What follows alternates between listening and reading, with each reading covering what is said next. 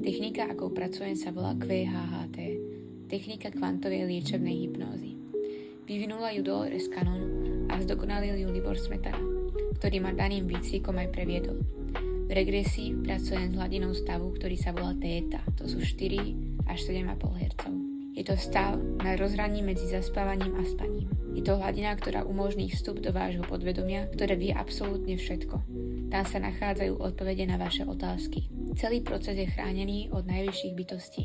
Pred uvedením do regresu prebieha hodinový rozhovor, kde vám dopodrobná vysvetlím, ako budem s vami pracovať.